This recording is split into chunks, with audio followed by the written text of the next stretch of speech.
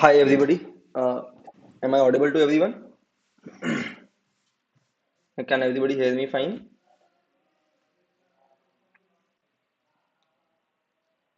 Okay, great. And is it working fine on YouTube as well?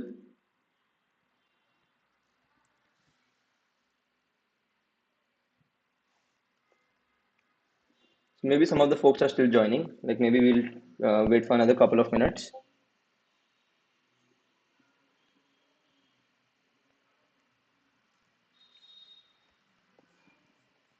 So meanwhile, how many of you attended yesterday's lecture on centroid decomposition? If you attended my lecture yesterday on centroid decomposition, please give me a thumbs up. Please give me a thumbs up if you attended my lecture yesterday on centroid decomposition.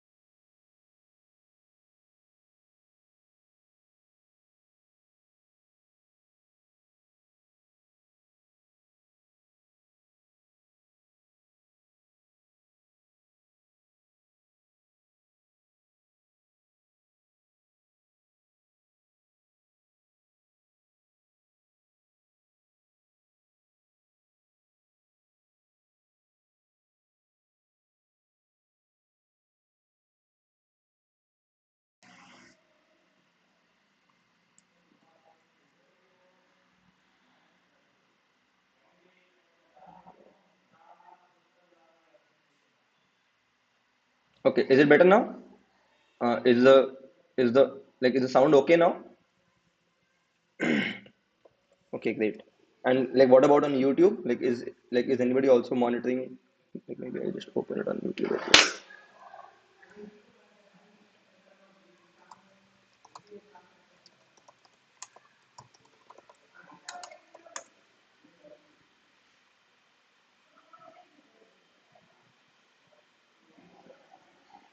Okay, yeah, I think it's working fine on YouTube as well. Okay, great. Yeah, apologies for the technical error. So today we will be discussing something called persistent centroid decomposition. Okay. Uh, So a prerequisite for the class is that you should know centroid decomposition. We discussed this yesterday in yesterday's class. Uh, Even if you understand the core idea of centroid decomposition, I think it should probably be fine to understand the core ideas of today's topic. Of course, you will need to spend a lot of time yourself to practice these concepts and kind of master them and fully appreciate their power and beauty. But to understand most things that we discussed today, you should at least have a basic working knowledge of centroid decomposition. Okay. Just to quickly repeat, I will be taking this class in a way that I'll share my screen and I'll change the window and I'll keep switching back the window to answer any questions that you have in between. Okay. I think there was one question in the chat box which was mentioned earlier, but it disappeared because I refreshed the page. Okay. Then, yeah. Maybe you can ask the questions again. I can't see the previous questions. I had to refresh the window. Sorry for that. Okay, so I will now share my screen. And is this visible to everybody? The persistent centroid decomposition slides. Okay, the screen share is working fine. Okay. Okay, so the objective for today's class is to first quickly revise what was centroid decomposition. Uh, like maybe look at a simple problem on centroid decomposition, like just to make sure that we understand centroid decomposition fully, and then we will want to we'll modify the problem that we discuss on centroid to motivate the need for a persistent centroid tree. Okay. Notice that on day one, we also discussed what are persistent data structures. Like we took a class on day one of the camp on persistent data structures, and on day two, we took a class on centroid decomposition. And this class, this lecture basically combines the two approaches, persistent data structures as well as centroid decomposition, to come up with something called persistent centroid tree. Okay. So this topic or this idea, this trick is something which I came up with while setting up a code forces contest.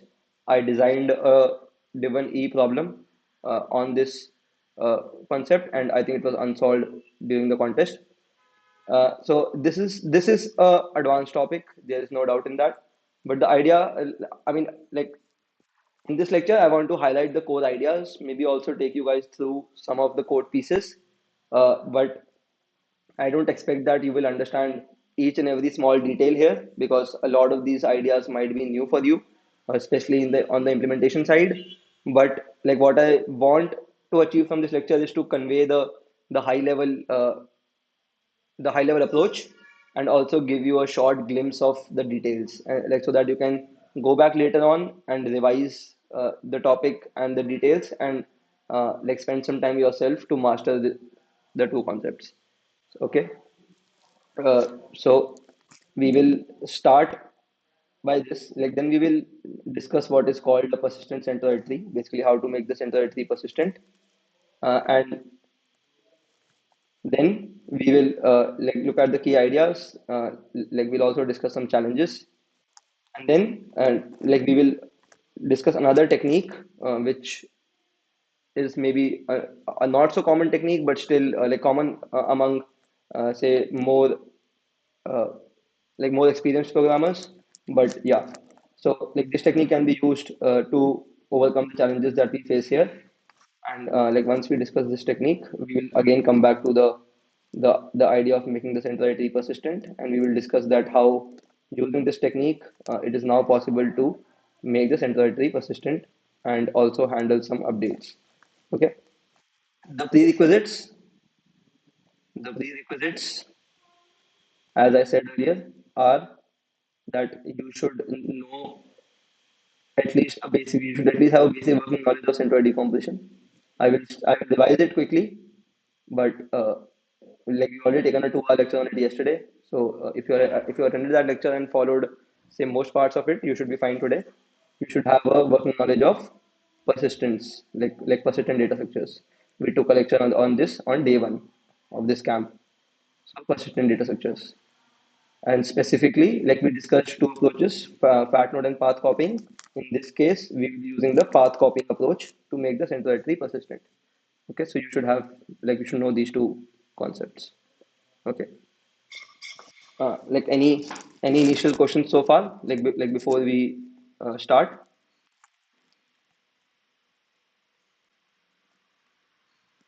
Yeah, so I've already answered the question regarding the prerequisites. Like other than so you should have an idea of centroid decomposition and also persistent data structures.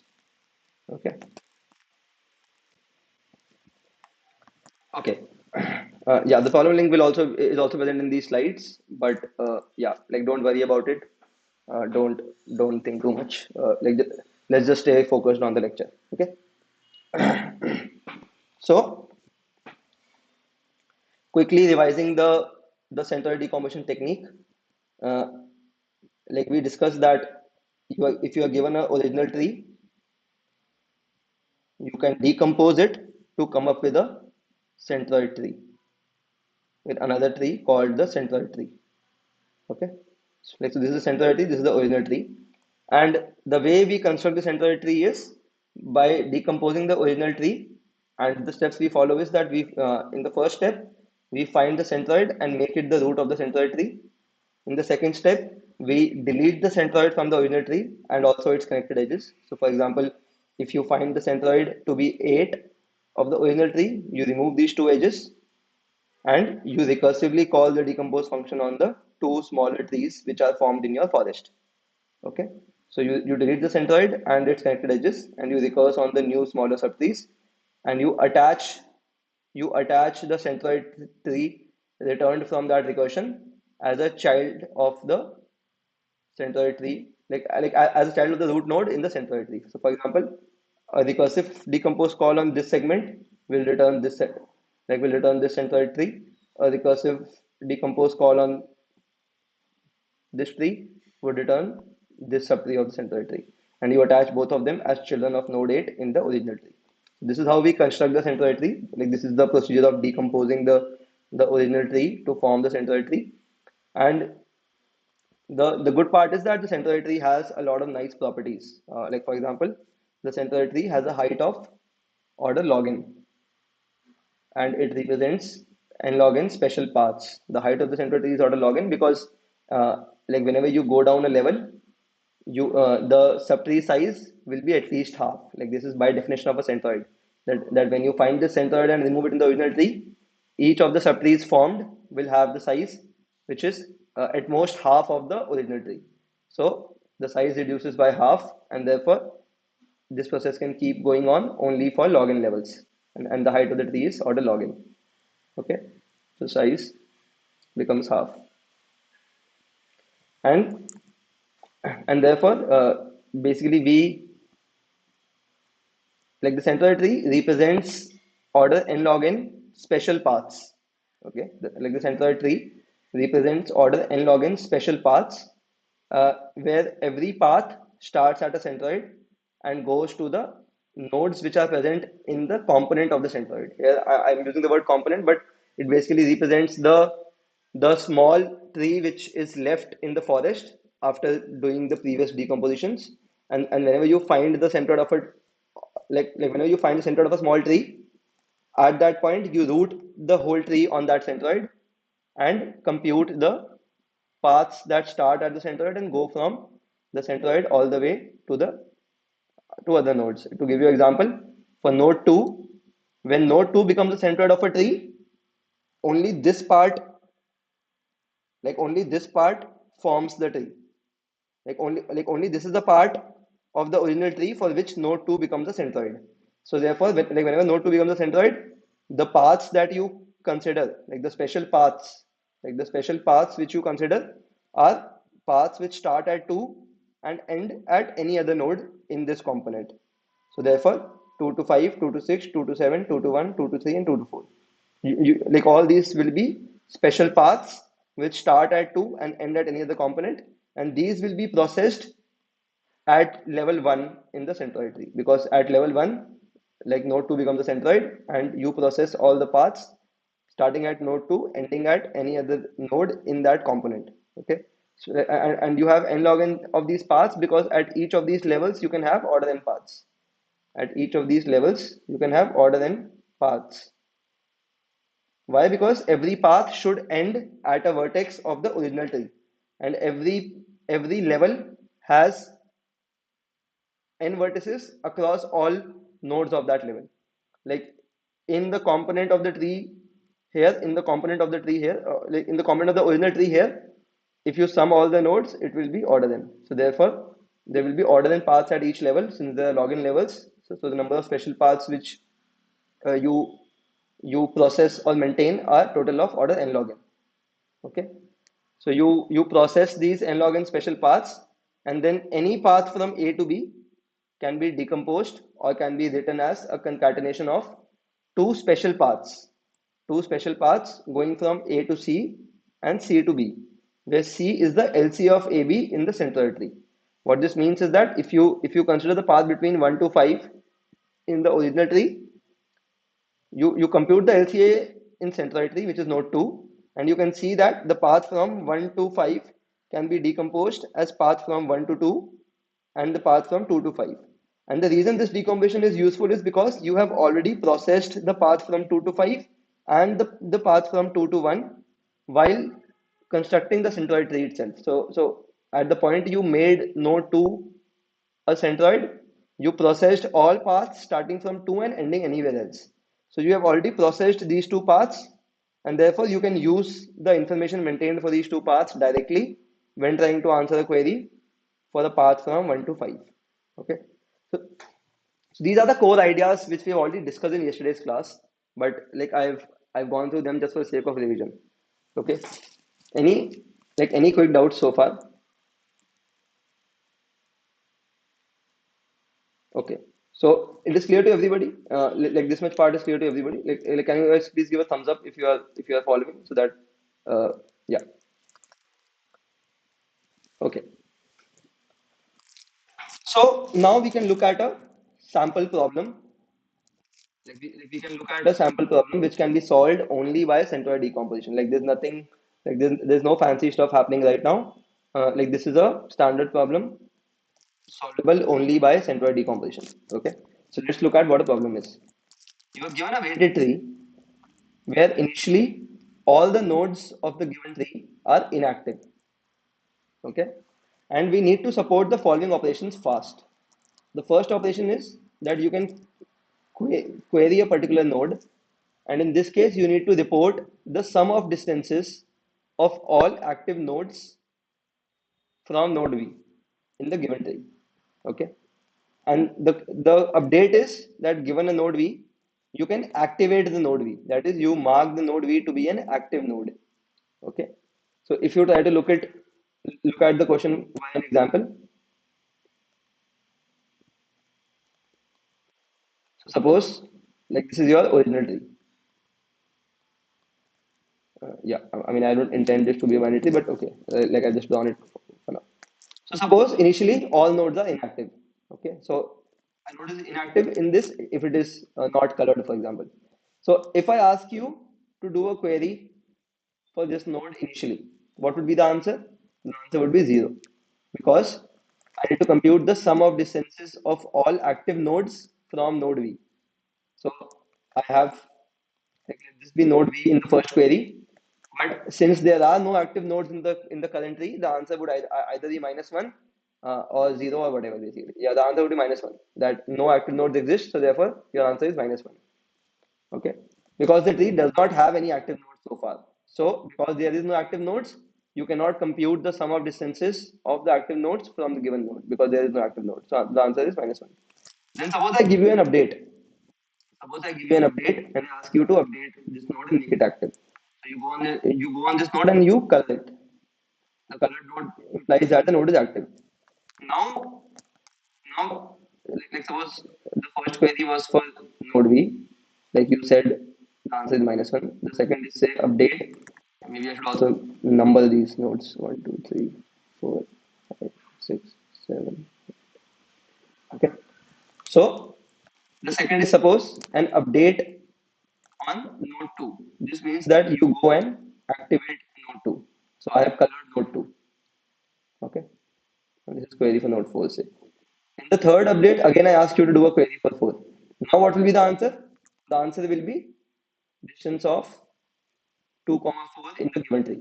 Distance of two nodes in a tree can be computed easily by LCA or whatever. But yeah, like this is basically the distance between these two nodes. Okay. So you compute, sorry, like you compute this distance. Again, like you have an update.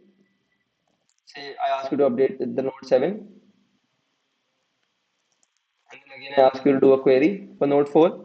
Now the answer would be distance of 2 comma 4 plus distance of 7 comma 4. Like, so this is basically the problem like that you want to do. That I mean you can activate a node only once. So you can mark the node activated only once.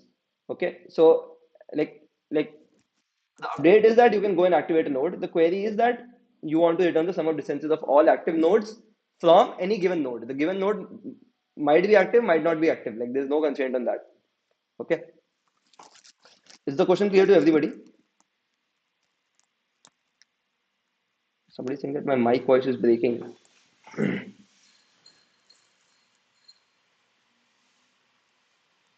Yeah, don't worry about the solution right now, Vedant. Like I will come to the solution. Don't worry about it. But first, let's just understand the problem right now.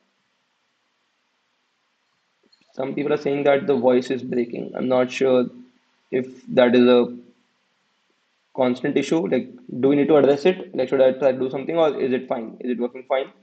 The voice? Okay. Yeah. So let's maybe proceed, and in case it happens again, you can let me know, and I'll maybe try to refresh or do something. Okay. So the problem statement is clear to everybody, right? What exactly we want, like the problem is asking us to do. That part is clear. Now, how to do it, we will come and discuss. But like what, I mean, the question should be clear. Okay.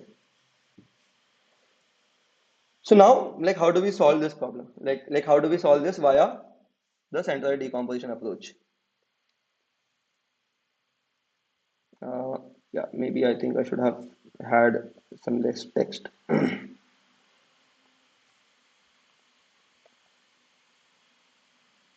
Okay, so forget about this right now. Forget about this. Let's just try to look at the diagrams for now. Okay.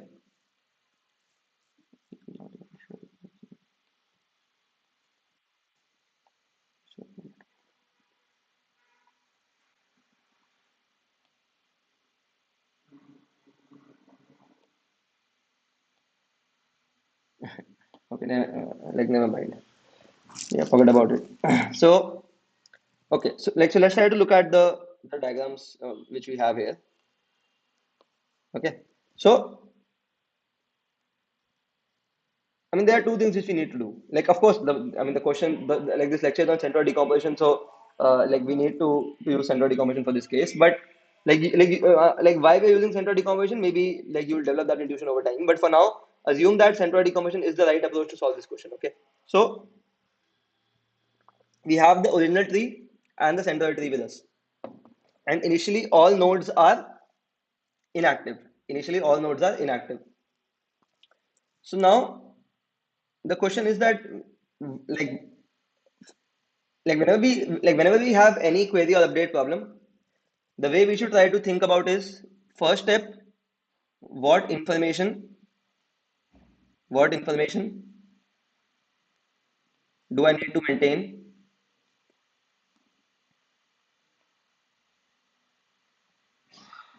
to answer the query,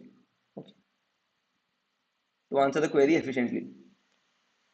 This should be the first step of your thought process whenever you try to think of any query and update problem, that what information do I need to maintain to answer the query efficiently. And the second step should be how, like how would the update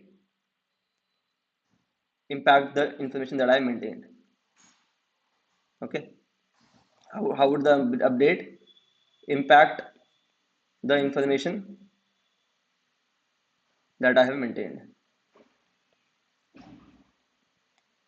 So if you think about the first part, okay, what exactly is the query asking you to do? The query is, given a node, I want to return the sum of distances of all activated nodes from the current node. Now, suppose this node is active. Suppose this node is active. Okay, and suppose this node is active. And suppose the nodes in red are the activated nodes. So then, uh, yeah, or maybe I should have chosen some other color. But okay, and I ask you to do a query for say node 15. I ask you to do a query for node 15. Okay, if you look at node 15 in the centroid tree, it is somewhere here, and the other activated nodes are like this is an activated node. This is an activated node, and this is an activated node. So the activated nodes are also present somewhere in the tree. But the important point in centroid decomposition is that any pair of path, like any path can be decomposed as a sum of two special paths. Like that is the most important property in any centroid decomposition problem, that any path from a vertex A to B can be decomposed into two special paths that we have processed. So if you look at the path between 15 and 11, if you look at the path between 15 and 11, where is 11? Like, yeah. So this is the active node. One second. Active and active. So if you look at the path between 15 and 11, this path goes through node number 9. Okay. So in the centroid tree, like when I try to do a query, I should be able to find I should be able to find this path on vertex 9, because at vertex 9 I would have done the processing of processing the paths 9 to sorry huh, like 9 to 15 and 9 to 7. Like I would have processed these two paths, sorry 11, sorry 11, yeah. So like 9 to 11 and 9 to 15 would have been processed at vertex 9. So like similarly for every other vertex, like for every like for every ancestor of 15 in the centroid tree, I've like every other activated node which lies in a subtree which is different from the subtree of the current node. So for example, if I'm talking about 15, every activated node which lies in this subtree will be the path to that activated node will be processed at node 9. Similarly, every activated node which lies in this subtree, the path to that activated node will be processed at vertex 8. Every activated node which lies in this subtree, the path to that node will be processed at vertex 13. So, like this will give you an intuition that to answer the query, you will have to look at the node in the centroid tree and also look at all the ancestors of that node in the centroid tree, because every ancestor, like at every ancestor you can find a bunch of nodes which are activated and lie in a different subtree of that ancestor. So you can find a bunch of activated nodes which lie in a different subtree of that ancestor, but like the sum to those nodes can be computed efficiently because you already have like some information maintained. So for every node, what information would I have to maintain? Like suppose I have maintained this information for every node. Like suppose for every node in the centroid tree, suppose I have maintained the following information. Let sum of I denote the sum of distances to all activated nodes for the centroid I in its corresponding part. Okay. So what does this mean? This means that if my node 11 was an activated node, then my node 11 will contribute distance of 10 comma 11 to the sum of this node, distance of 9 comma 11 to the sum of this node. Okay, and distance of 8 comma 9 to the sum of this node. Why? Because I'm saying that the sum of I for every node I denotes the sum of distances to all activated nodes for a given centroid I in its corresponding part. Okay. So when node 8 became a centroid, node 11 was there in its part. When node 9 became a centroid, node 11 was there in this, like node 11 was present in this, like in its part. When node 10 became a centroid, node 11 was present in its part, and so on and so forth. So for every node, all of its ancestors would have a contribution from this node in their sum of I. Okay. Is it clear to everybody?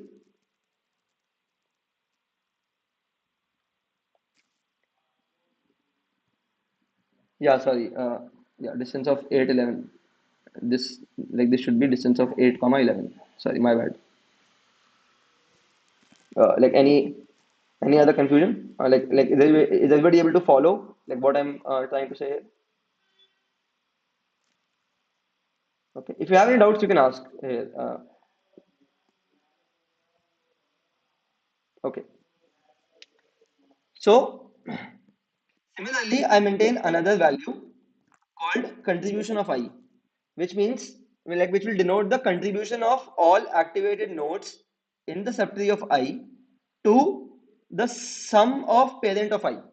This is required because of a technical detail that we'll encounter later while answering queries. But like, I mean, let's just try to understand what the contribution of I means. So contribution, so I will denote the contribution values by a different color maybe. So contribution of node 10 would have distance of 9 comma 11. Contribution of node 9 would have distance of 8 comma 11. The contribution means that, so so contribution of 9 would mean that in the subtree of 9, if you look at all the activated nodes, what is the distance or what is the value that all the activated nodes contribute to the sum of 9's ancestor? Because every activated node which is present in the subtree of 9 will end up contributing something to the sum value of its ancestor, right? So therefore, what that contribution is, that I'm trying to store in this contribution array for every single node I. And this is useful because, like, for a given node, if I want to see the sum of distances of all so the sum I stores sum of distances of all activated nodes in the subtree of I. So sum of 8 will store the sum of distances of all activated nodes in the subtree of 8. But suppose I need the sum of distances of all activated nodes in the subtree of 8, excluding one particular subtree. Excluding one particular subtree. Suppose I need the distances only for, like, only in this subtree. Then I can take its sum and subtract the contribution of 9 from it. I can take sum of 8 and subtract the contribution of 9 to get the sum of activated nodes only present in the left subtree of node 8. Okay. So, so this is the reason why we are maintaining contribution. And similarly, count of I denotes the number of activated nodes in the subtree of I. Like, this is another trivial quantity which we are maintaining, that the number of activated nodes in the subtree of a particular node. Here, whenever I talk about subtree, I am talking about the subtree of centroid tree. But whenever I talk about distance, I am talking about the distance in the original tree. Okay, like, this distinction is important, that these distances are the computed from the original tree, but the subtree things is based on the centroid tree. Okay, so suppose we have maintained this information. How do we answer the query? To answer a particular query, first we just add sum of u. Like, for any vertex u, if I want to look at, like, what is the sum of distances of all activated nodes in the whole tree from node u, I first add sum of u, because sum of u was sum of distances to all activated nodes in the subtree of u. So this thing is trivial. So for example, if you want to compute the answer for 2, like for node 9, I mean, you can directly look at the subtree and get the contribution of 11 contributed here. Okay, so maybe, like, let me also activate a few more nodes. Suppose node 7 and is also activated. Okay, so, if your query is for node 9, if your query is for, if you are querying node 9, then first you look at sum of 9, which will already give you the distance between 9 and 11 is already present in sum of 9, because sum of 9 means sum of uh, sum of distances of all activated nodes in the subtree of 9. But now I also need to find a way to compute the distance between node 7 and node 9, because node 7 is also an activated node, but it does not lie in the subtree of 9. To do that, I move up to the ancestor of 9, in this case 8. I move up to the ancestor of 9 and I add this value. For every ancestor x of node u, I add this value. Like, what exactly is happening here? Let's take a closer look. So I'm saying I will add sum of parent of x. So here, like, I'll start with x equal to u and go all the way up till x equal to root. Like, for root, like, we won't do this because yeah, like, root does not have a parent, but like I will keep doing this till the time I am just one level below the parent. So in case of 9, I'll do it only for node 9. So I will look at the sum of parent of 9, which is sum of 8. Okay. If I simply add sum of 8, what exactly I am adding? I am adding sum of distances of all activated nodes from node 8. So I add distance between 7 and 8, and I add distance between 11 and 8. However, For 11, we already have the correct answer in sum of u. Like we don't need to include 11 while worrying about the paths that pass through node 8, because 11 already has a direct path to node 9. So like node 11 has been considered in this sum of u. So we need to subtract the contribution of x, because contribution of x will subtract the distance from 8 to 11 from this sum. Okay. So once you subtract the contribution of x, what is remaining is only distance of node 7 to node 8. But we also need to add the distance between node 8 to node 9. Okay. So, like as I said, while looking at the path from 9 to 7, we know that this path passes through node 8. So I need to add this distance separately, and I need to add this like this distance separately.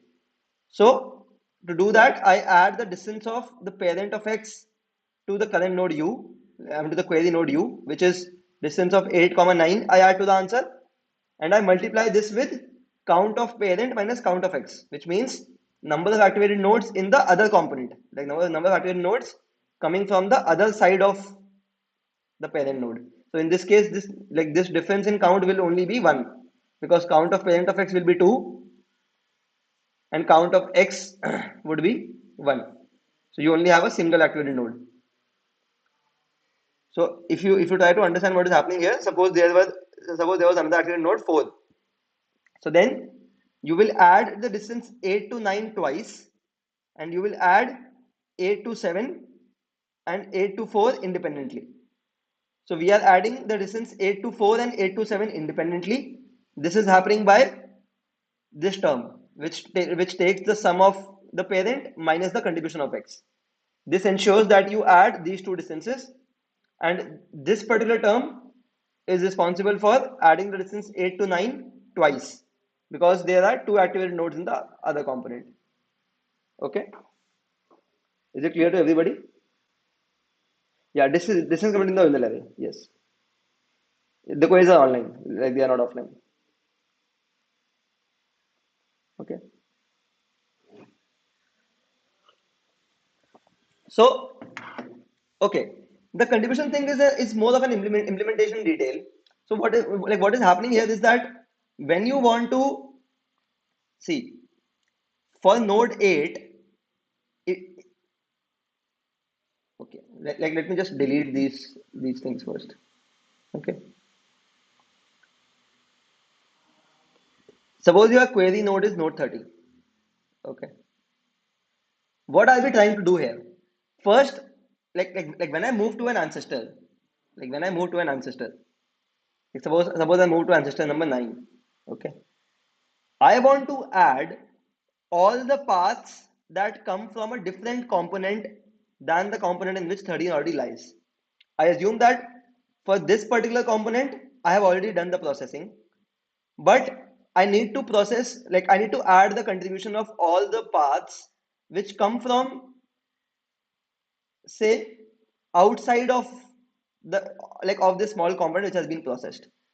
Okay, because to see any node which lies in this component, any node which lies, any activated node which lies in this component, the path of node 13 to that node will not go through node 9.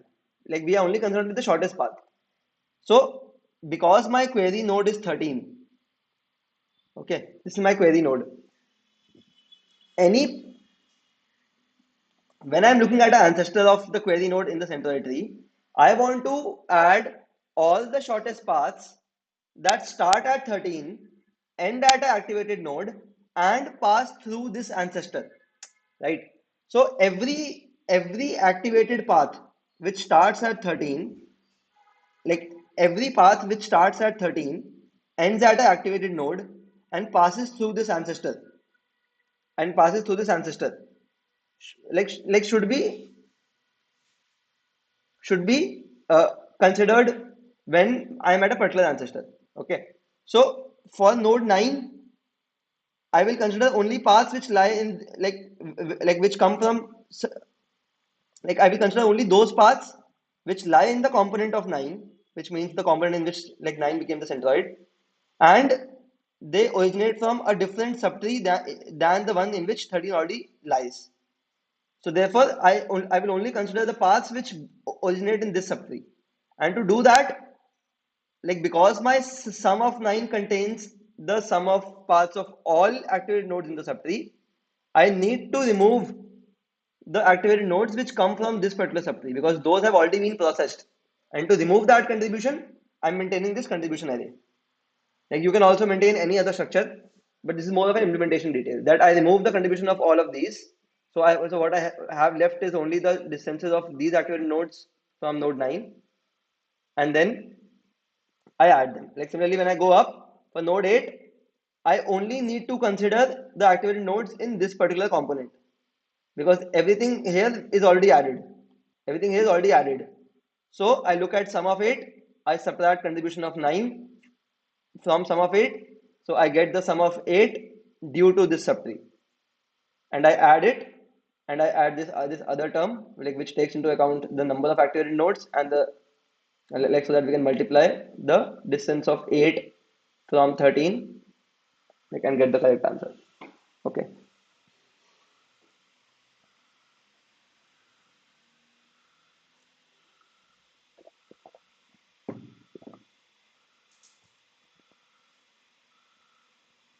No, only like we are still doing the problem discussion. Okay. Okay. So maybe like we should proceed to the next question. Like like I think we spent quite some time on the basic problem discussion itself. Uh, yeah. So this is now the modified problem. Like this is the modified problem which you guys have seen on code forces. The problem is again very similar that you are given a weighted tree and a sequence of a1, a2, an. There are q queries of the form query LRV, which tells that report the sum of distances of AI between L and R from vertex V. Okay, so for every A of I, so A of I is a permutation of 1 to n. Okay, so you report the distances of the vertices between L and R, like the AI vertices between L and R from another vertex V. These three parameters are the query parameter. And you also have an update which asks you to swap A of x and A of x plus 1 in the given input sequence. For now, let's forget about the update. Suppose that the update does not exist. Okay. If you only want to answer the query, then what can we do? So, like the very first observation is that every query of the form LRV can be divided into two queries of the form 1RV minus 1 L minus 1V. It means that, so basically, I have a sequence A and I have a query of the form LR. And I ask you that if you activate every A of I in between L and R, so like suppose that in the given tree, all nodes are deactivated. If you activate all nodes between L and R, and then you ask for sum of distances of all activated nodes from the given node V, then what is the answer? This is the query. And the observation is that this query can be broken down into two smaller queries. Uh, like suppose f is the function, like suppose f of I is the function which gives, sorry, suppose f of I comma v is the function which gives sum of distances of all nodes a1, a2, ai from node v. Okay, then your given query LRV is equal to f of r comma v minus f of L minus 1 comma v. Like, so this is a very trivial observation because because all these distance terms are independent. First we can first find the distances of all of these uh, nodes from the node V, and then subtract the distances of all of these nodes from the node V, and then we will have the sum of distances of only the nodes between L and R from node V. Okay. So like is the problem statement and the basic observation clear to everybody?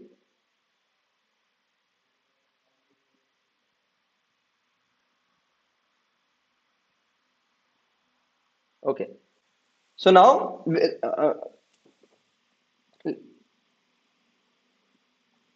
so suppose you don't have the updates, and suppose you don't have these. Like suppose for every query you need to do a centroid decomposition. Like every query was an independent problem earlier. Like earlier I said that like we will activate a node only once, and every time I activate, you can spend order log n time. In this case, we have to activate order n nodes for a given query. Okay, so you can answer a single query using a an n log n centroid decomposition. Like you can answer a single query can be answered via n log n centroid decomposition. Okay, but now we need to do better than that. So the solution idea here is that to answer a single query of the form I comma v, where a query of the form I comma v means that you want to activate the first I nodes in the input sequence A. In the input sequence A, you want to activate the first I nodes and then find the sum of distances of all activated nodes from node V. So suppose this is ith node, you want to activate the first I nodes and then find the sum of distances of these activated nodes from another node V. Like this is your query. We can think of it as again, like what is the sum of the distances of all active nodes from node V if we consider the first I nodes in the input sequence to be active.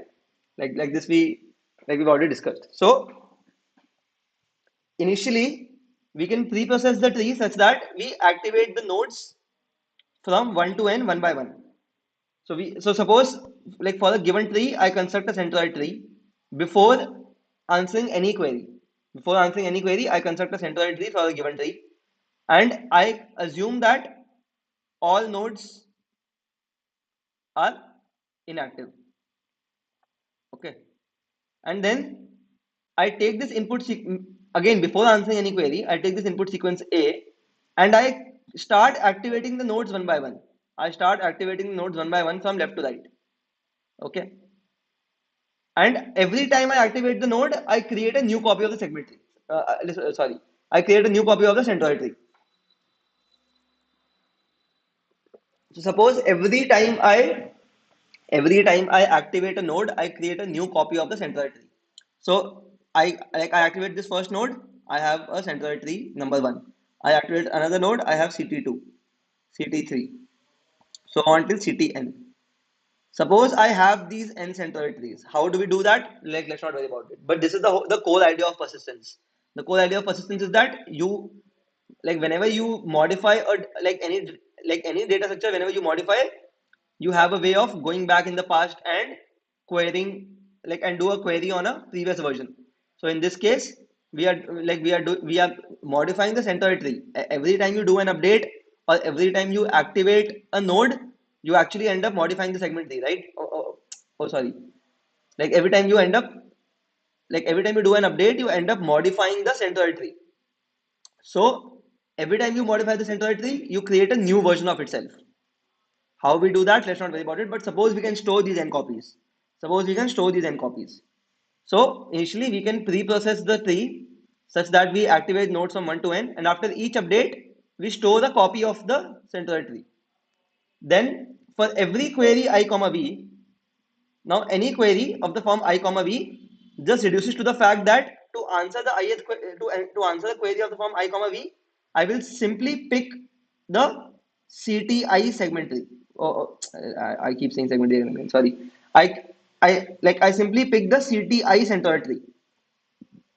And CTI centroid tree is the ith version of the centroid tree that I have stored during this persistence.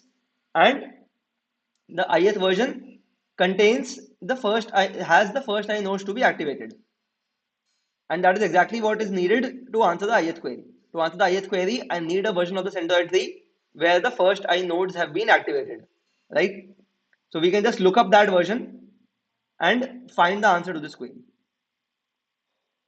Like find the answer to the query like using the same approach that we discussed earlier. That you start from the node, you keep going up to the ancestors, and you keep adding the contribution of activated nodes. And to make to be able to store the copy of centroid trees, like we need to make it persistent. We need to make it persistent. Is the idea clear to everybody? Yeah, in this case, we need partial persistence. Like we would need partial persistence if there were no updates. But notice that in the actual question, there are also updates of the form update x, where you have to swap a of x and a of x plus 1. So if you swap two elements in the original array A, then their corresponding centroid trees also need to get changed. So you actually need full persistence and not partial persistence.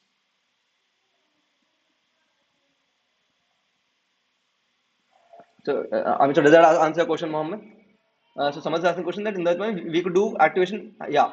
So one activation can be done in login time, but in this case, like for every query, if we do it naively, like we will have to do order n activations per query. So to avoid that, basically, like we are saying that we will keep activating things one by one. Like we will keep activating things one by one in order login, but we also need to store the versions of centroid tree after activation. We need to store every changed version of the tree whenever we do an activation. Okay. So like whenever you modify, like if you activate a of 1, you store ct1. You activate, then you activate ct2, like then you activate a of 2, like you store ct2, and so on and so forth. Sorry. Okay. Yeah, we only activate once, but to be able to answer the queries, we need to store every version. Yeah. So like how we do the activation and how we store all the sum and contribution and everything, those are implementation details. Like we'll probably get to there. But like right now, just try to appreciate the main core idea that you have your centroid tree. If if so earlier we looked at a problem where we can take a centroid tree, keep activating the nodes one by one, and keep answering some queries along the way. This was possible to be done in order login time per activation and order like login time per query. Okay, but now I'm saying that instead of doing activation one by one, we have range queries. We have range queries where the number of activations that are required can be different. So we can have a query on LR, and I can ask you that I only need activations from L to R. This is very similar to a lot of different problems, like where we also end up using persistent segment trees.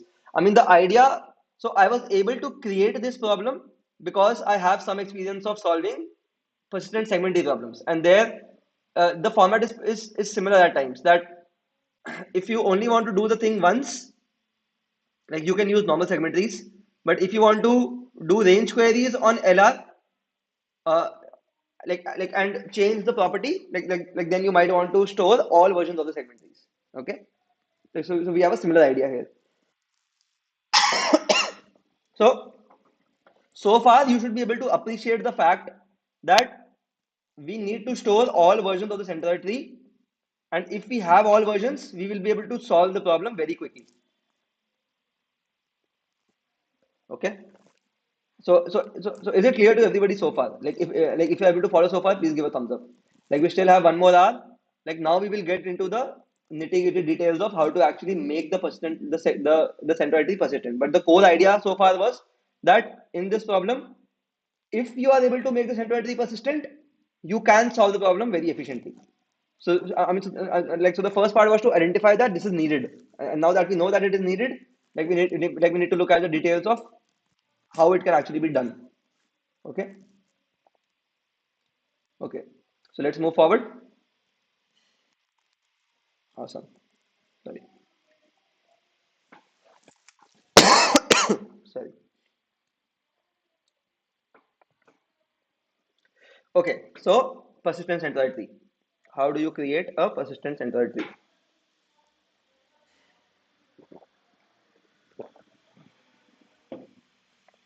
So what are the observations that we have? So the first observation is of course that to notice that a single update in the centroid tree affects only the ancestors of the node which is updated. Okay. So, like whenever you want to make any data structure persistent, like how do you approach the problem? Like how do you approach the problem? Like when you want to make any data structure persistent, you first want to observe that how does any update impact the data structure and what all changes. If an update say changes all order and nodes of the data structure, you cannot really do better than creating a copy of it, right? Like if if an if an update impacts every single node of the centroid tree, then you cannot do better than creating the copy of the or like copy of the centroid tree. But in most cases, persistence is possible because a single update impacts a very small subset of nodes. So in this case, as we have seen earlier, like a centroid tree might be represented by something like this. Suppose this is your centroid tree. If you have to update this particular node, you only need to update the sum. Like if you activate this node, you will only update the sum and contribution sum and count values of all the ancestors of this node, like of this particular node and all the ancestors. You will not impact any node here, you will not impact any node here. You will only impact the values maintained for the ancestors of this particular node. Okay. And the other nice thing is that, like the centroid, sorry, the other nice property we know is that the height of the centroid tree is order log n. And since the height of the centroid tree is order log n, each update can affect only order log n nodes because every update impacts only ancestors of a node, and the height of the tree is bounded by order log n. So therefore, us like a centroid every update in the centroid tree impacts only order log n nodes. And this is a good thing because we can try to do a path copying approach where we create a copy of these order log n nodes and try to update the relevant links. So the idea is very similar to the idea is very similar to that of a persistent segment tree. So in a persistent segment tree, you have both of these properties that the height of the tree is bounded by like in a persistent segment tree, you have both of these properties that the height is log n and every update impacts only the ancestors of the leaf node. So every update impacts only order log n nodes. So you have both of these properties in a segment tree as well, and therefore you can use a very similar approach of doing a path copying, that like you can create a new path for all the impacted nodes. Okay, like you can create a new path for all the you can create a copy of all the impacted nodes and try to update the relevant links. Okay, this is the initial core idea. Any doubts so far? Like is the initial proposal clear to everybody? So my initial proposal is that we can do almost the same thing that we do in a segment tree, because both the properties are very similar, that any update impacts log n nodes, and uh, the height of the tree is log n basically. So any update impacts only log n nodes. So we can do a path copying approach to create new nodes. Is everybody able to follow so far? Like is my initial proposal clear to everybody? Like please ask any doubts you might have.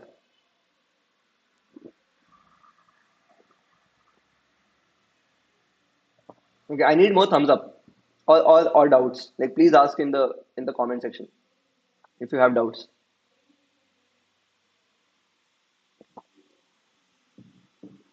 And yeah, please a single person should not do a thumbs up again and again in case it is possible. Okay, so assuming that, yeah, I think it is possible, but please don't do it.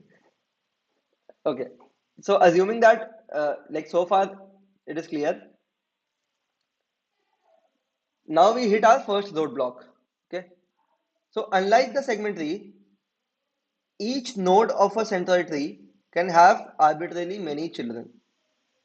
In a segment tree, we know that every node has exactly two children, a left node and a right child, like a left child and a left child and a right child. So every node in a segment tree has exactly two children.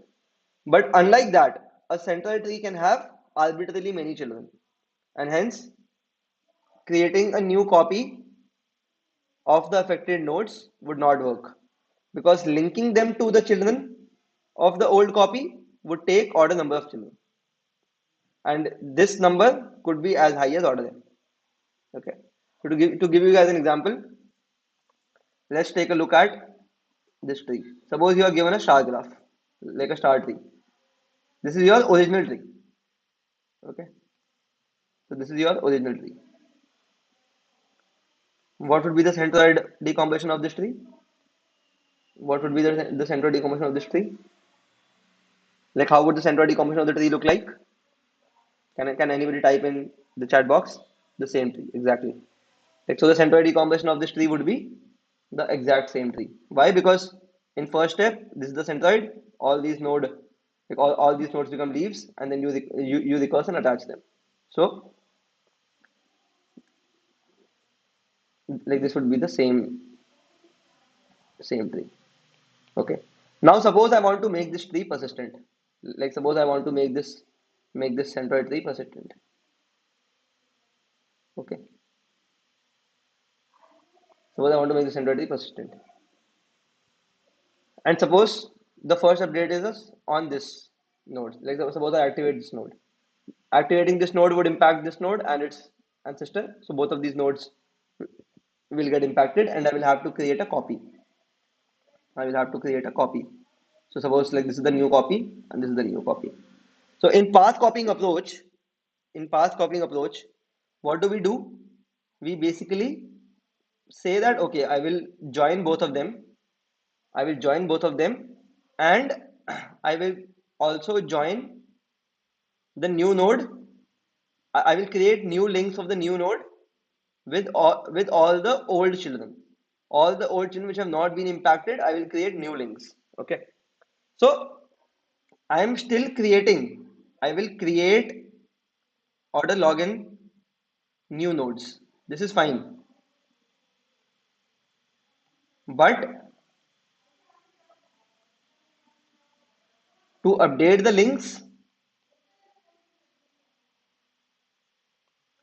I will end up spending. I'll have to spend order n, because a node in the center of the tree can have order n children. So if you create a new node and you want to update the links, you can actually end up spending order n time. Like, you can actually end up spending order n time, which can be way too much. Okay, which can be way too much. So, like, you need to find a better way of, like you need to find a way to come like to overcome this issue. Okay, like is the problem clear to everybody?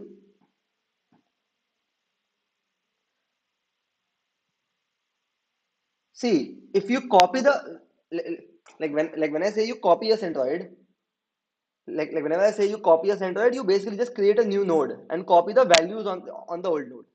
The values were basically some contribution and everything. Like the links that we are talking about, if you copy links, then I mean you would either use a vector or you would use some structure to store the links. If you copy the links as well, like while copying the node, then you would have to basically copy order in elements. And copying order in elements cannot be done in time less than order n. Like, if you have to copy n elements, you will have to spend n time. Okay, so I mean, Vedant, is your answer clear, Vedant? Like, okay, yeah.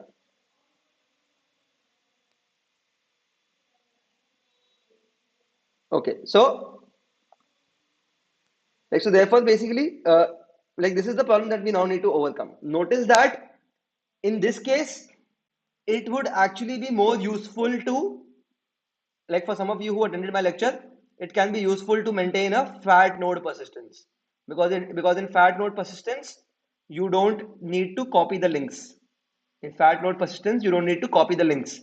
All you need to do is, like, at every node you maintain a, like, a version comma value, and the links remain the same. So way one to overcome the problem is to use fat node persistence. Use fat node persistence, because in this case copying the links is not required. Copying the links is not required. At every node, you can just maintain a version comma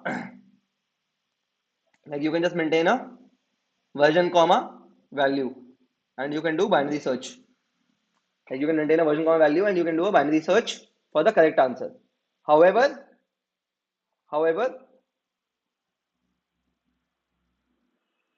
supporting swap updates in the original problem would be more difficult because fat node is usually a partial persistence, but in this case we need full persistence. Like we discussed this in our persistent resistors class as well. That supporting the swap updates would be more difficult. This is the first problem, and the second problem is that it would add a order log n factor for binary search.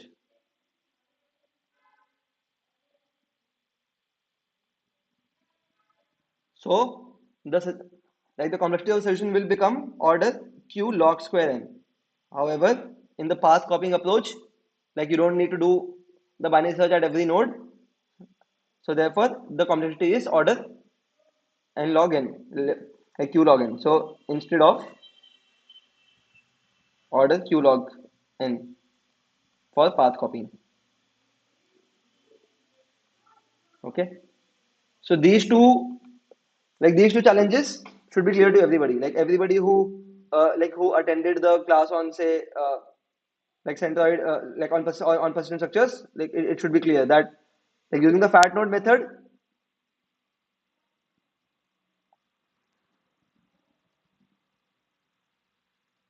Yeah, so okay, like let's come to how we can support swaps. Even if you forget about that challenge, uh, like it would at least be worse in terms of complexity because the fat node method would be order log square instead of order log n. Okay, and yeah, like let's come to the swaps later on. Like don't worry about it. So and also, I think like if I remember correctly, the tester solution for this question, I mean my friend Toshad implemented the tester solution, and I think he implemented this via the fat node approach only. So we had a tester solution for the like we had a tester solution via the fat node approach as well. But today I want to discuss the path copying approach because it involves some more interesting ideas. Uh, okay. Okay, so there are some more questions. So you can just process the queries as you're updating. So you can use instead of binary search. You can process the queries as you are updating. So every query. Yeah. So this question also has this question also has a constraint of processing the queries online. Like you can't process the queries offline. We specifically have that constraint. Otherwise, I think if you are allowed to do processing offline, you can do I think a lot more things than just this. Like there are other ways also like using which you can solve the problem. For example, you can use Moore's algorithm to apply and undo the updates and answer all the queries. Yeah. Okay. Okay. So like, is it clear to everybody so far? Like, should we move forward? Like the guys who are following, I think Aryan, Mohammed, Vedant. Okay, great. So now, like we want to find a way of making the centroid tree persistent, but also like using the path copying method so that the overall complexity is q log n and we can support the updates easily. So the next trick here is to binarize the input tree. Okay, this is also a interesting trick which can be helpful in certain problems. But let me quickly share the basic idea. So what you can do is, suppose you have your original tree like this. Okay, like suppose you have the star graph as your original tree. You can modify the original tree by adding dummy nodes. So for example, in a single step, and this is a weighted tree. Okay, so like every edge has weight. So in step one, what you can do is you still have the children here, but you add a new node, you add a new dummy node, and you attach two children to this node. Okay. So all I think actually in terms of implementation, I think the reverse is probably more intuitive.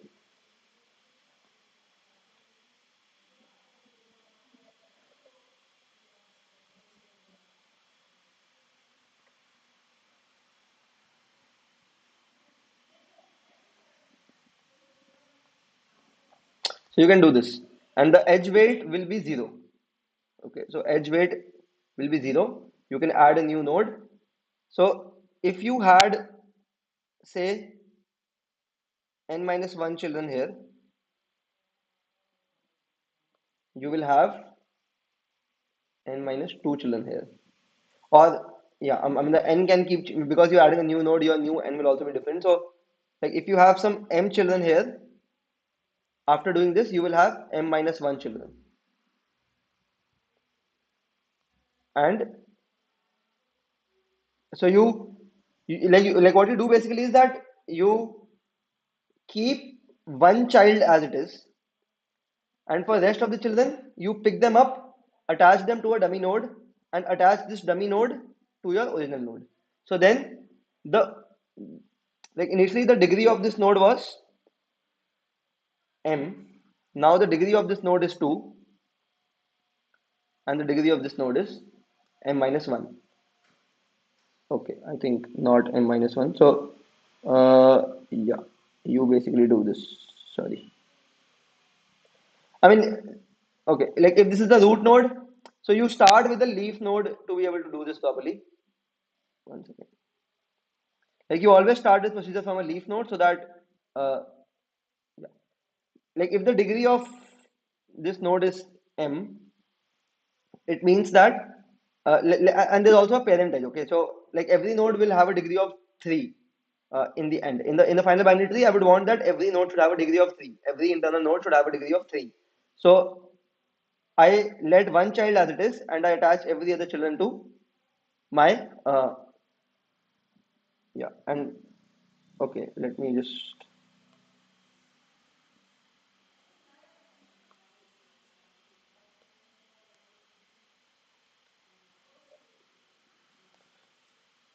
suppose this was the original tree. Okay, it had m children. The degree will be m plus 1. And now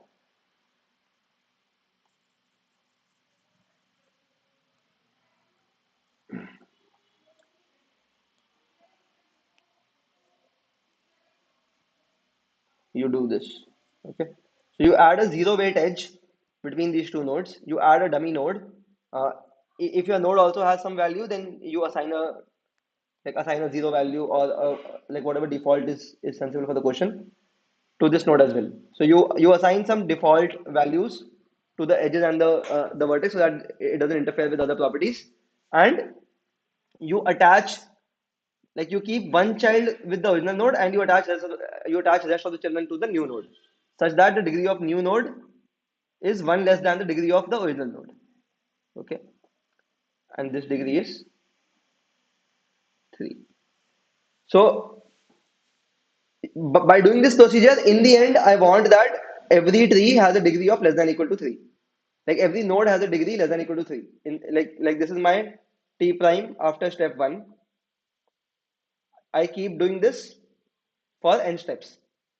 Like I keep doing this for order n steps for every node, and I keep adding dummy edges and dummy nodes.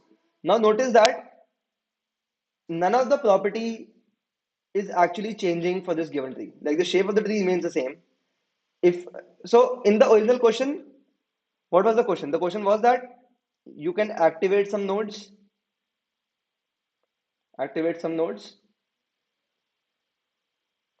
and you can find this. Like you want to find distance between two nodes. Like this is the only property that you want to exploit. Now, any two nodes which were there in the original question, like in the original graph, like any two nodes A and B in the original graph would now have like in the path between A and B, there would be some edges which are red colored, which existed originally as well. There'll be some edges which are black colored, which have been newly added, and again some edges which are red colored, and so on and so forth. So you have basically introduced some new edges of black color in a path from in the path from A to B between any two nodes. But the point is that these black colored edges have zero weight. So therefore, it does not have any impact on this property. Okay, so no impact on this property. So for any pair of vertices, if you compute the distance like for any pair of original vertices, if you compute the distance between them in the original tree T and in the modified T prime, the the distance between the two nodes will remain exactly the same. So therefore, we are not changing the properties which are important to us by adding these extra dummy nodes. It could happen that the LCA of two nodes changes, for example. Okay, like for example, the LCA of these two nodes in the modified tree is this black node, but the LCA of these two nodes in the original tree is the red node. So the LCA can change, but it doesn't matter because the path between these two nodes, the edges won't change. Okay, the edges won't change. The edges are still the same. Is it clear to everybody? Like what we are trying to do?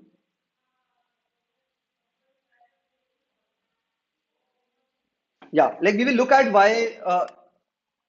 Yeah, so I am like Samarth has asked a very good question that will you binarize the central tree or the original tree?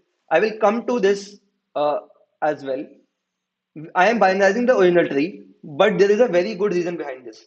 In fact, I cannot do the binarization approach for the centroid tree. This is my claim. Okay. I cannot just go and binarize the centroid tree. I need to do it before the hand. I need to binarize the original tree and not the centroid tree. Okay. And and I'll answer your question of why that is important. Okay. So maybe we can just look at the answer right now itself. So what happens if you binarize the so what happens if you binarize, say first let's look at original tree. Okay, so if my like degree of every node in so degree of a node in centroid tree is equal to the degree of the node in the original tree, right? Because if you have a centroid, in fact, oh no, it is le less than equal to. So yeah, so if you have a centroid, like whenever you find a centroid in the original tree, you look at the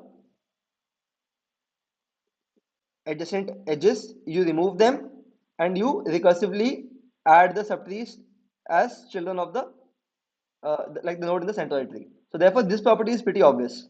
So if if degree of original tree is less than equal to 3, then like degree in the central tree will also be less than equal to 3. Okay. So this is pretty clear that if I binarize my original tree, my central tree would also be binary. And therefore, and of course, so we'll have a central tree which is binary. It's actually not binary, like it can have less than equal to 3 children.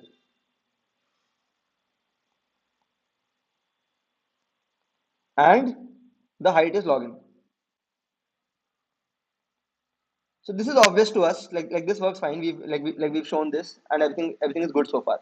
Now Samarth asked the question that can we binarize the central tree? What happens if we binarize the central tree? So the point is that suppose suppose this is your central tree.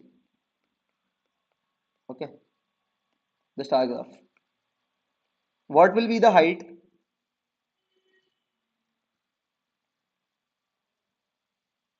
if you binarize it,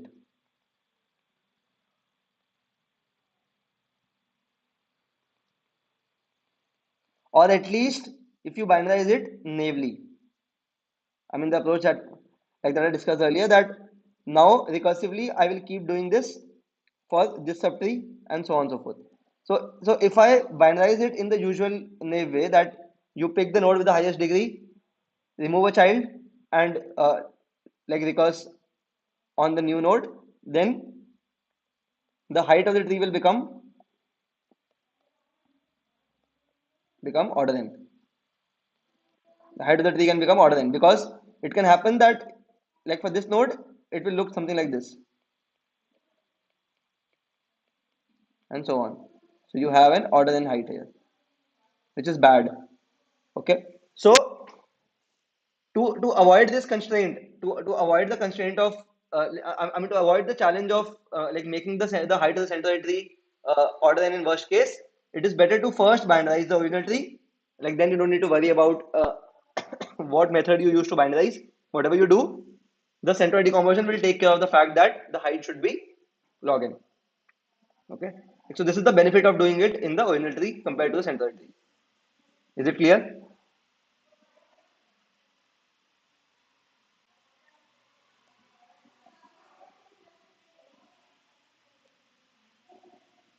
Yeah.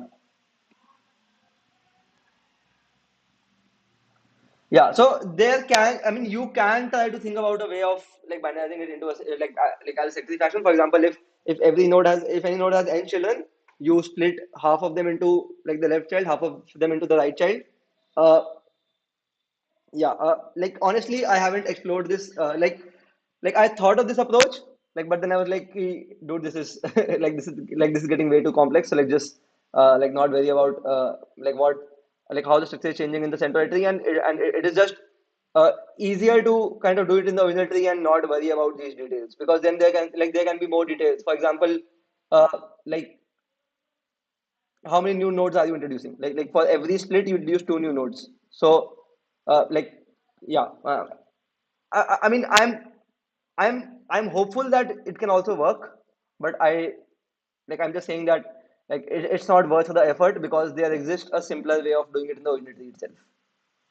So yeah, like that was my outlook when I originally designed this problem and started thinking about it. But yeah, please be my guest and like try to come up with the approach of binarizing the centroid tree, and like get it accepted and send me the solution, and maybe also like write a blog post about it. So like these are the kind of things I would be very interested to also learn more about. So if any one of you wants to try out the other approach, like please go ahead and do it. Okay, so like this is the idea of binarizing the input tree. Now, uh, yeah, as I showed it earlier, that to do this, like you need to consider a node x with degree more than three. Let these be the children of the node, and like now you can add a new node y and change the edges such that I mean the node x has only like you remove the extra edges from node x and you add those edges to node y, which you have just created, and then you recursively call the procedure on node y and not worry about the height etc.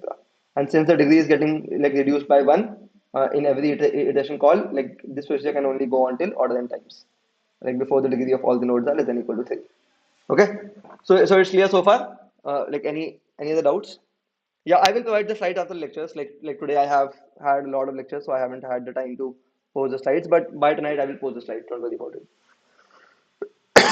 Okay, clear so far?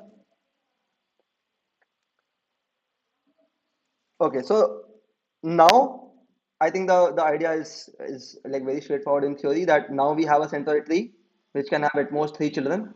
Three because the like the binary tree originally has like every node in the binary tree has a degree three, and the root node here, for example, can have three different children, right? So like the centroid tree, like and even the nodes below can have three different children, because like say if this is your binary tree, yeah, something like this. So I mean basically like if this is the first node that you decompose, okay, like maybe not this, then Then even in like in this subtree, you can have a centroid which has, sorry, like even in this subtree, like you can like you can find a centroid which has a degree of 3. So every node, like, because if you remove this edge, it's not like this will be the next centroid, right? So it's not like this child will have a degree of like this child will have to, this node will have two children because the parent edge has been deleted. It's not like that, because the centroid can be anywhere else in this whole tree. So therefore, every node in the centroid tree, like most nodes in the centroid tree, can have degree 3. Like even if the centroid tree is computed on the binary tree. Okay. But anyway, so degree 3 is still manageable because it is a constant, like it's a constant degree. So, like, and it's a small constant as well. Like, so now you have your centroid tree, which looks something like this. Whenever you want to activate a node, you want to update all the parents, you create a new copy, you update the links. Sorry, like you create the new links and you something like this, and this becomes your persistent centroid tree. Okay, so the height of the centroid tree is still log n. Each node has like less than equal to 3 children, and therefore we can easily make it persistent via the path copying approach we discussed earlier. And once we have this persistent centroid tree, given any query I, like given any query, uh, like we can start the query on the corresponding version of the centroid tree and like find the correct answer. So every query is now still order log n because we just need to find the correct version, and that is the version corresponding to the ith update, like ith element in the array a of I. So like we need to call the query on root of I, which is the centroid tree after activating the first I nodes. Okay. Any doubts?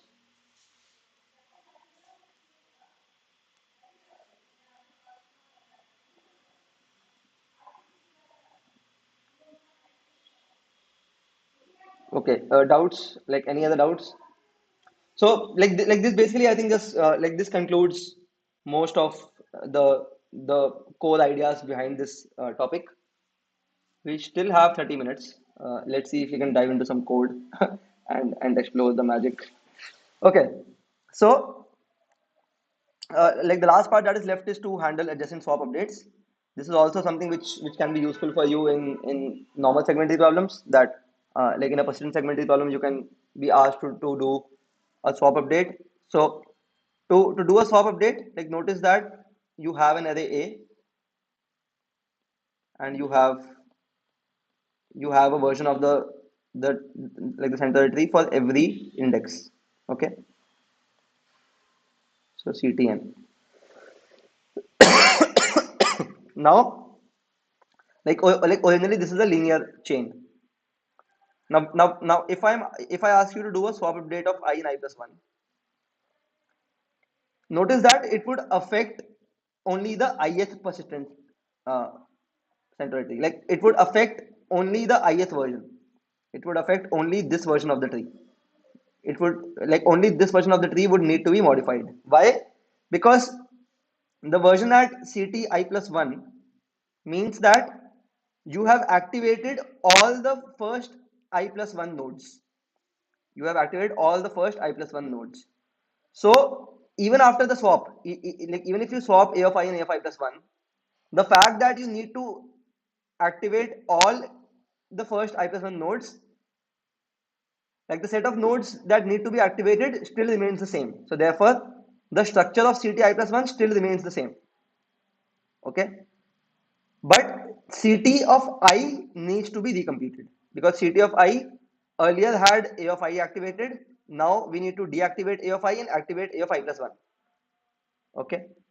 Now, one way is that you try to figure out how to update Ct of I in order to deactivate a of I and a of I plus 1. Another way is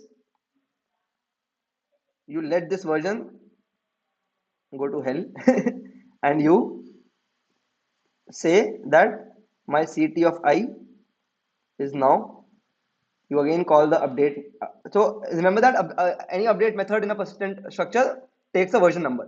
So you call update version I minus 1, update the node a of I plus 1, and you assign the new tree returned by it to ct of I, and that is it. Like that's all that you need to do. So in terms of a graphical structure, initially, like you had a node I here, which had an old CTI. Now I'm saying that in a way, my I have created a new node CTI plus like CTI prime, which is still attached to this node of CTI, and I'm not querying this version anymore because after the swap, like I don't need to persist the swap. Like that is the important point. That after, like the swap is not something which I need to persist. Like I don't need to maintain both of these versions, so I can just get rid of this version and assume that like this is my new chain where my CTI plus one also remains as it is. Okay. So again, like this is not full persistence because I don't need to query the old CTI anymore. Like I just need to query the new CTI, and new CT of I can be recomputed by calling an update function like this. And this is basically all you need to do to support updates. Of course, after this you'll also do a swap of AI and AI plus one. But this is basically all that needs to be done in order to support the swap update on the persistent structure. Okay.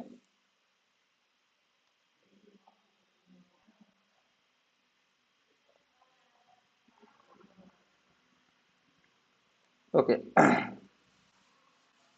So I see some comments. Yeah, it works because the order factorization doesn't matter exactly. Yeah, yeah, like that is the most important observation, that the order factorization doesn't matter, but like all you need to know is the total set of activated nodes. So Shubham is saying that we still have 30 minutes and we should discuss either hard problems or the code. Uh, yeah, so I would suggest that.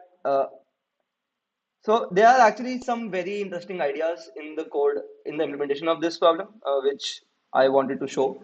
If like the hard problems can uh, n log square n like does n log square n pass for this? I think it depends. So for example, I think Tourist coded an n log square n solution during the contest, which passed pre-test, but it failed the system test. So yeah, I mean like it depends. Like I don't think it should pass, but like maybe it can pass. It depends on solution, but yeah, like the expected solution was n log n. So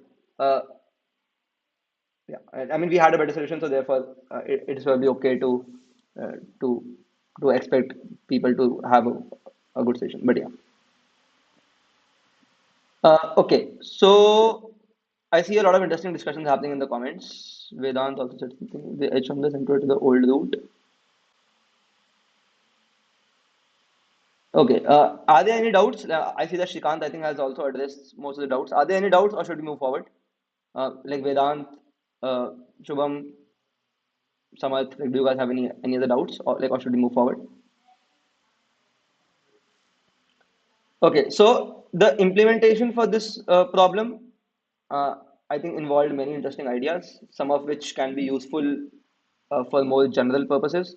So I would suggest that we go over the implementation quickly and try to see like some broad ideas. If you guys feel otherwise, please enter the poll.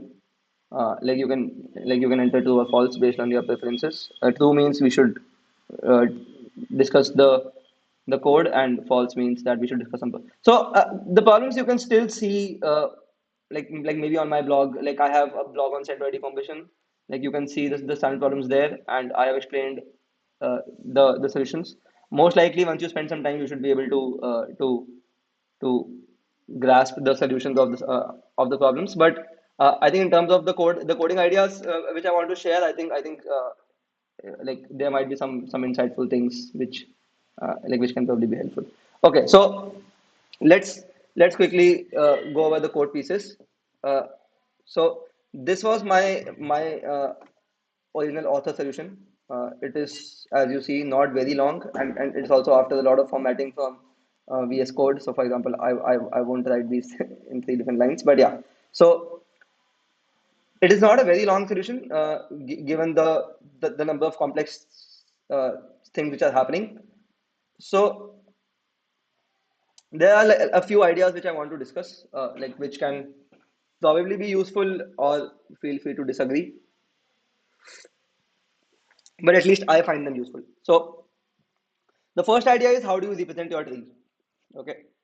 So if you notice, I'm not using any vector to represent my tree. Yeah, I'm not using any vector to represent my tree. I use actually give me just a minute. Okay, I want to do one more.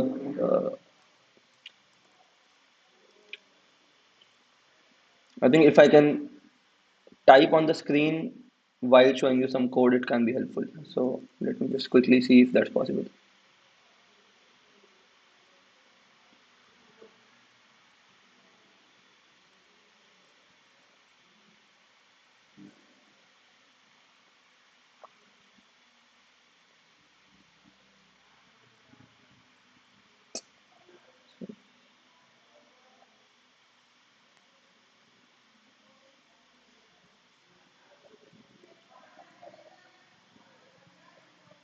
Yeah, apologies for the technical glitch. So I like basically I'm trying to find a way to draw on the screen while I show the code, so that it is a bit useful. But if that is not happening, then maybe let's not worry about it too much. Maybe I'll try it for one more minute. Just give me a minute.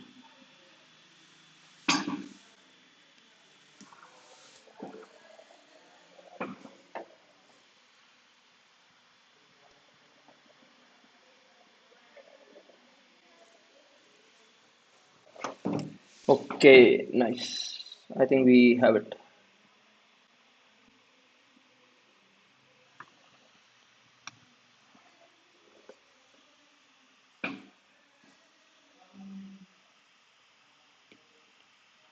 Okay.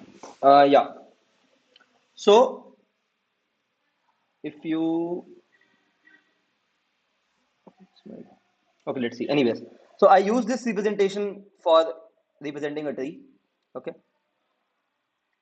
Here, uh, there are many things happening. So, like one thing, for example, is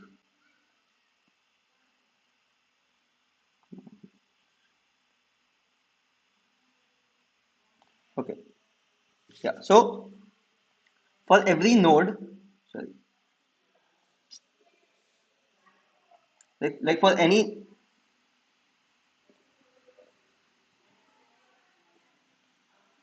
okay, so for any node, like we need to store a list of edges which are corresponding to this node, right? So like we maintain a vector. Like usually we maintain a vector of say edges or for vertices. Now here I'm maintaining a linked list. And how exactly I've implemented, like because we need to do a lot of adding new nodes, shifting the edges to another node, I try to maintain a linked list. Is the scheme visible to everybody? Like is it working fine? Like just taking a quick poll. Okay, great. Yeah, so I try to maintain a linked list. And how do I maintain a linked list? Uh, for every node X, I have what is called last of X. Like this represents the last node in my linked list. So like index of the last edge in my linked list actually. And for every edge, I have a previous and a next. So I implement the linked list via like what I called a previous of E and a I think it would be better if these colors don't keep changing, but anyways. So I have a previous of E and I have a next of E. Okay. Like, so next of E is the next element in my linked list. Previous of E is the previous element in my linked list. So if this is my linked list, I am storing like for this node, I store the previous as the index of this node and next as the index of this node. And for a given element X, I store last of X as the starting point of this linked list. So the starting edge for this linked list. Okay. So if I have to do a DFS, for example, like if I try to show you guys like a sample DFS, yeah, I'm really not used to using these two things together. Sorry. Hmm. Okay, so if I try to show you guys a DFS, see, a DFS is you want to iterate over all the adjacent edges to a particular node U, you start from last of u till your edge is greater than equal to 0, and to go to the next edge, you do e equal to previous of e. So this is how you can do a DFS. Basically, you can iterate over all the edges adjacent to a node u. So I'm iterating over all the edges which are adjacent to node u, and then to get the corresponding vertex, I store uh, like what I call 2 of e. So every edge is a directed edge. Also, like another important distinction is that instead of storing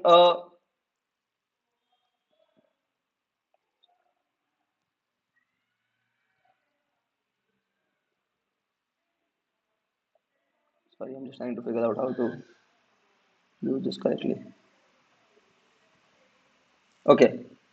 Yeah, so I'm glad this is gone. Okay. So instead of storing, so for any edge, like for any edge, I store, so for any edge, I store an edge as two different edges. So I store a downward edge and an upward edge.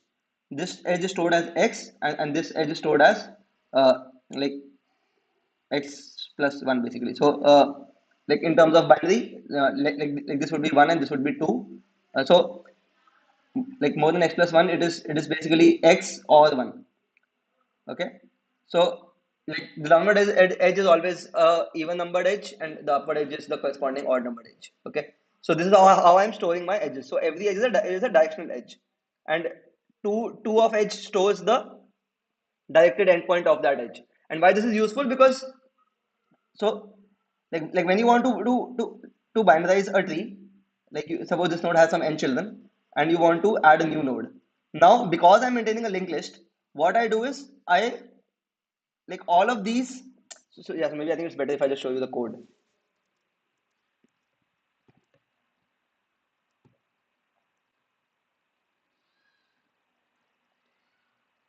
Okay, so if you look at the binarize function, uh, like I take a node, its parent, and its parent edge, like the edge going upwards, like the directed edge, and then I check whether the degree is more than 3. If yes, I I create a new node, and I add an edge from u to this new node. Okay, the degree of my new node should be degree of u minus 1. This is, we already discussed why. And then I select some 3 edges which I want to keep as the edges for this node itself. So I definitely want to keep the parent edge because yeah, like I don't want to change the structure of the tree. So I keep the parent edge. The parent edge will be given by edge XOR 1 because I'm storing each edge uh, as two directed edges, which you can flip between by taking the XOR with 1. And now, like I choose any 3 edges which I want to insert in. Like I want to keep with u, and the rest of the edges I want to assign to my new node. Now to do that, like if you look at the change edge function, basically for every edge, like I just need to do some small amount of like manipulations on the linked list in order to change where they belong. So I don't need to copy or create like any new edge. Like I don't need to do any pushback into any vector or something. Like there's no dynamic memory allocation happening. Like all that is happening here is like some small manipulations of memory that has already been allocated.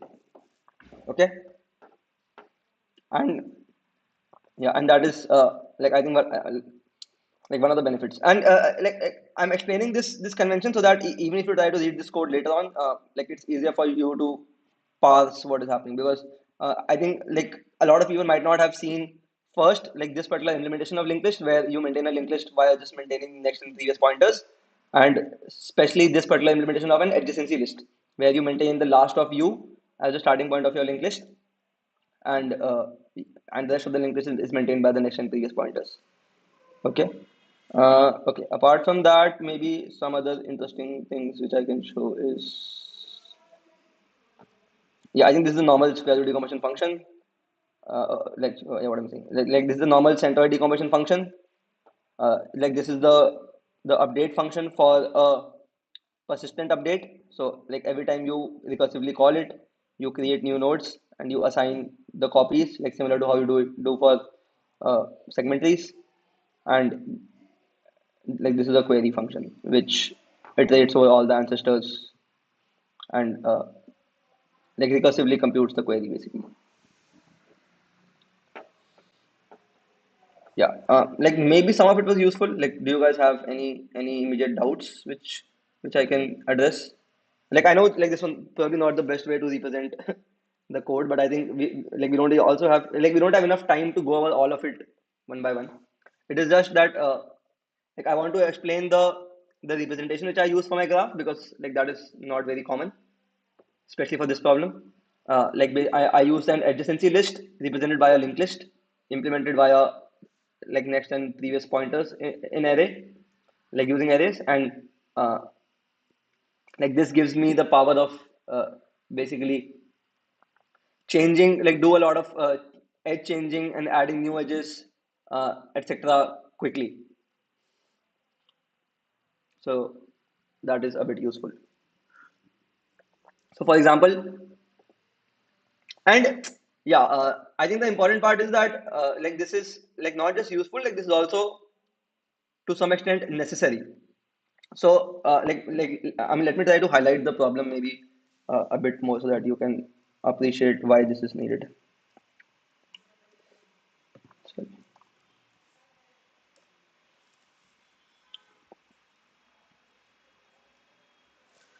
yeah, I'm just bad with the software. Anyways, so maybe we can go over some quick drawing things. Where can I draw? Any ideas?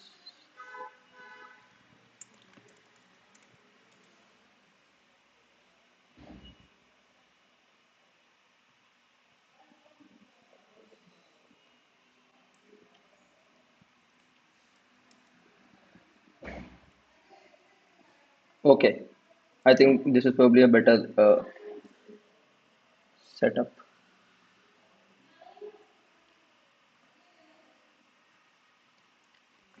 Okay, so now, like, what would happen if you say, like, have a node?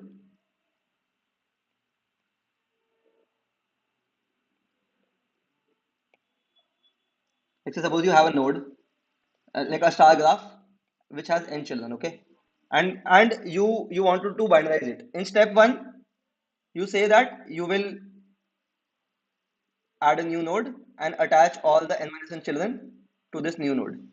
Okay, or whatever. Like it has say some m children, and you will attach all of these m children to this.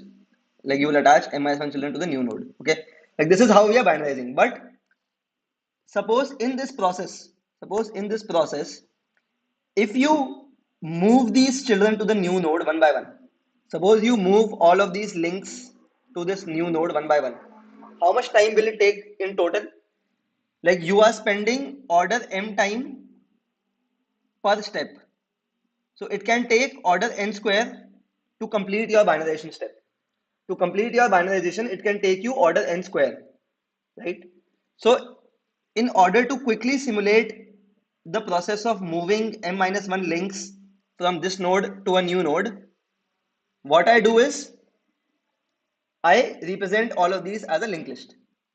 And then if you look at the code here, this change edge function, like the edges, like these are the edges that I want to retain. So these are only three edges. Like the size of this vector is only three, the edges that I want to retain.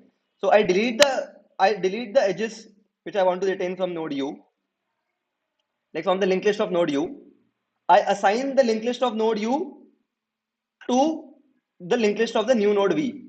Like I assign, like this is an order one step. I assign m minus uh, like m minus two nodes which are present in this linked list to the linked list of node V by just updating the pointer, and then I reset the linked list of node U, and then I again add the edges which I had deleted here to the linked list of node U.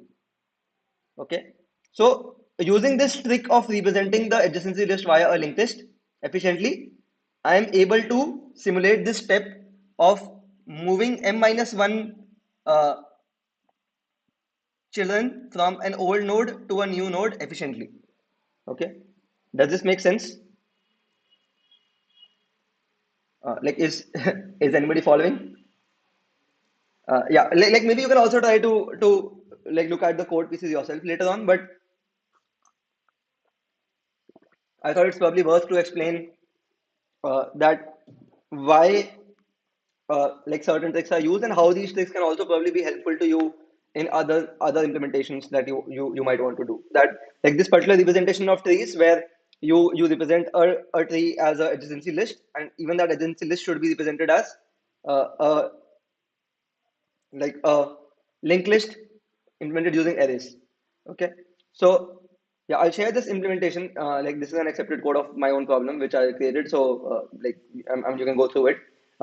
Like I can also probably try to answer some questions on Discord because again this is a fairly advanced implementation.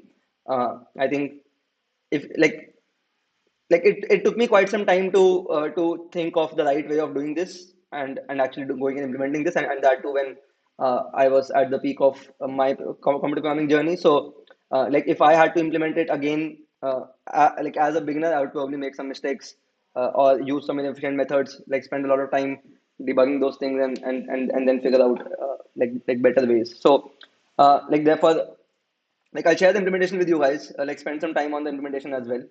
Maybe I can stop the screen share now. Yeah, I think this was the overview of this topic.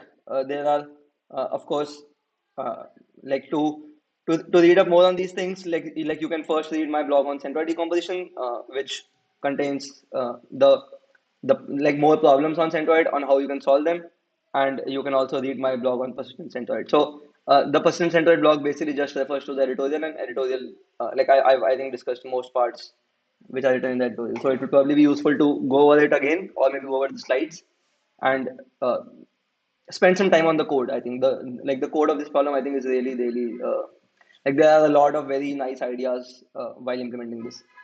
Yeah, I think of course if you look at my code from a third person's eye, like you would be able to improve some things. I'm sure.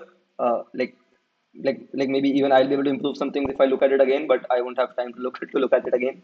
But yeah, like there are some tricks which you can learn and probably also apply later on.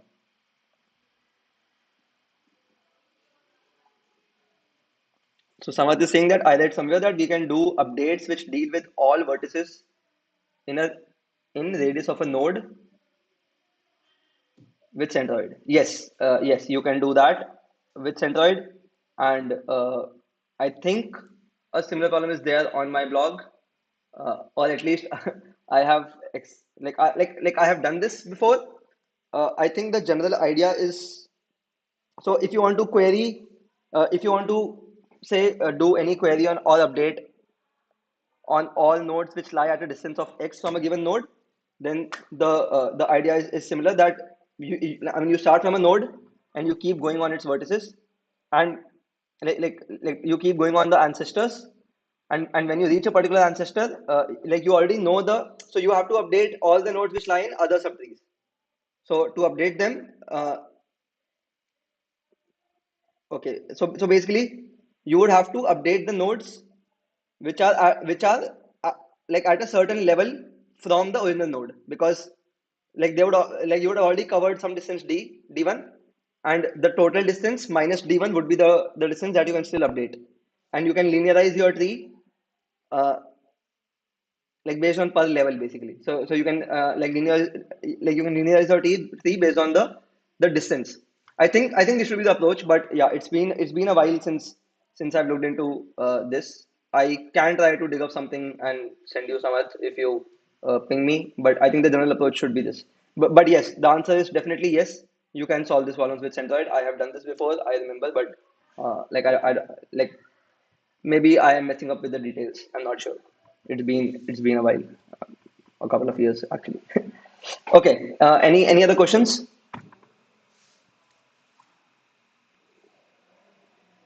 So I have not actually prepared slides for segmentary beats. I did not get time. I could only prepare for one of the two lectures I prepared for this lecture. For segmentary beats, I will probably take a lecture on an academy in my usual course on segmentaries next month. So yeah, at that time, like maybe you can try to attend, or like I can try if I can take that lecture to be a open for all lecture.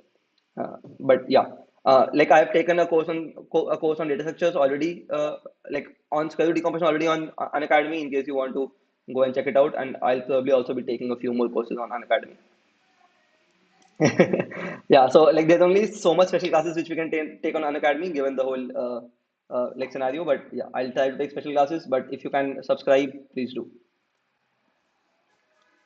Okay. Any other questions or things which we can discuss? We still I think have a couple of more minutes.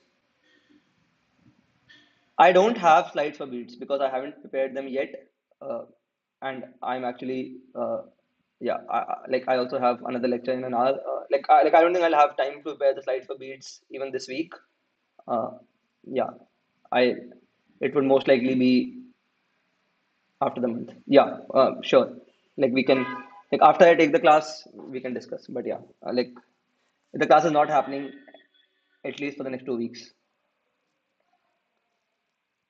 Uh, okay.